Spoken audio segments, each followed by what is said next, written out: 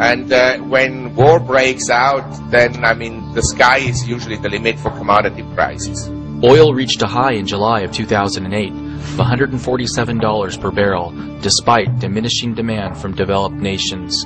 Congress held hearings on why oil prices were rising, not realizing it was their deficit spending that was driving oil prices through the roof. When oil reached $147 per barrel, U6 unemployment was only 10.5%. Most families were able to still afford gas by cutting back on discretionary spending. When oil rises to $147 per barrel the next time around, we might have twice as many Americans who are unemployed. Families won't have any discretionary spending left to cut back on. The average American family might have to eat less and stop air conditioning and heating their home just to afford gas for their car. While U.S. consumer spending has risen 5 months in a row, mainly due to rising prices, the U.S. savings rate has fallen to 3.1%, its lowest since October of 2008. 43% of Americans now have less than $10,000 saved for retirement. What's going to happen when the U.S. government is inevitably forced to default on its Social Security obligations? Retirement will become a thing of the past. Americans getting ready to retire need to assume now that Social Security won't be there. Bernie Madoff is in jail for a reason. He's in jail because Ponzi schemes don't work. They don't work when the private sector tries them, and they don't work when the government tries them. We have a coming disaster in Social Security if we don't do something, and do something about it soon. Retirees will soon be forced to re-enter the workforce, which could send the unemployment rate up to Great Depression levels. The only area of our economy that has been seeing increasing employment is the government. The government recently hired 1.2 million temporary workers for the U.S. Census. While most economists are hailing the U.S. Census as being an economic boom, these census workers are adding no production to our economy. They are merely collecting a check that will allow them to compete against all of us for the purchasing of consumer goods. Including benefits, the average federal worker now earns twice as much as the average private sector worker.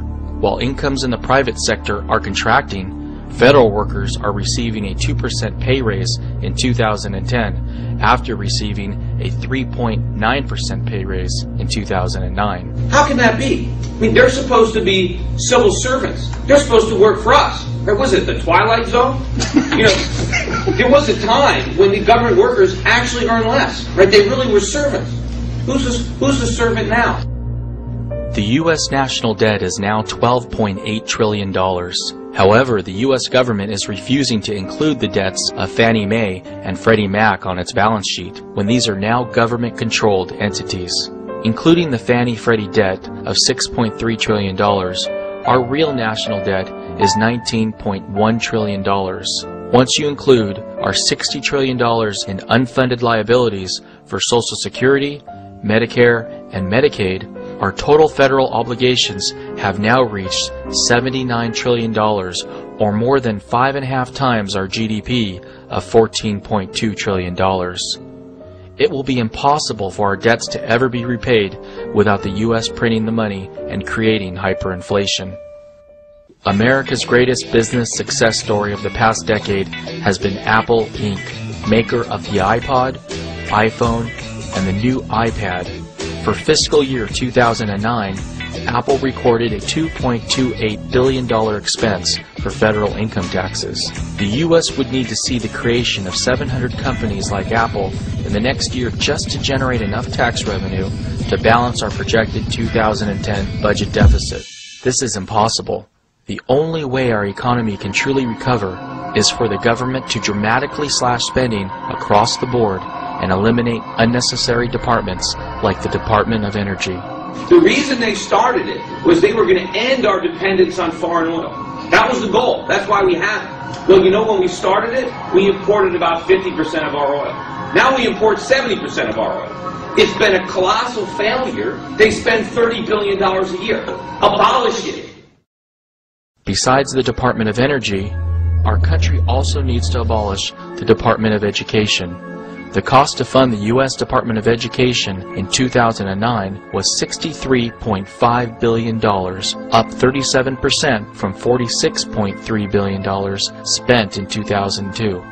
The average annual tuition for a private four-year U.S. college in 2009 was $26,273, up 41% from the average tuition in 2002 of $18,596. It's no coincidence that college tuition costs are rising almost in parallel with the Department of Education's wasteful spending. In China, approximately 25 million students pay an average of $400 to $2,200 per year for public and private college tuition. Not only is the cost to attend college in China less than 1/10 the cost in the U.S., we bet it's pretty safe to say that the Chinese are becoming better educated than Americans because in China they don't have unemployment and food stamps to fall back on. The Chinese are motivated to become educated and work hard to add production to their economy because if they don't have a job, they will starve. The average American has a mindset where they want to get paid and live well while being lazy as possible and doing as little work as possible. Why have a job in America if you can sit home and get paid for doing nothing? Let the Chinese produce goods for us to consume for free. Many American employers are beginning to realize not only is it cheaper to outsource work to China and India, and not only are the workers there motivated to do a better job, but there are less liabilities when outsourcing work overseas. The recently passed Patient Protection and Affordable Care Act mandates that all businesses with 50 or more employees give new mothers a reasonable break time to breastfeed their babies or use a breast pump and to provide them a secluded place other than restrooms wherein to perform these maternal duties. Almost all employers in the U.S. would have the common sense and decency to do this on their own, but now American businesses are being needlessly burdened in order to comply with another new unnecessary regulation. Employers in the U.S. are penalized when they create jobs in this country. Minimum wage laws alone have destroyed millions of entry-level jobs we could have had in the U.S. Chicken of the Sea recently had to close down its plant in American Samoa and lay off 2,041 individuals who pack tuna because of the 50-cent increase in the American minimum wage. The simple act of eliminating the current $7.25 per hour minimum wage and implementing a new $7.25 per hour maximum wage for government employees would go a long way in helping rebalance America's unstable economy. Unfortunately, what's going on in Washington today is a charade. If the Republicans were in power, they would have supported the recently passed health care bill. There is absolutely no difference between Republicans and Democrats.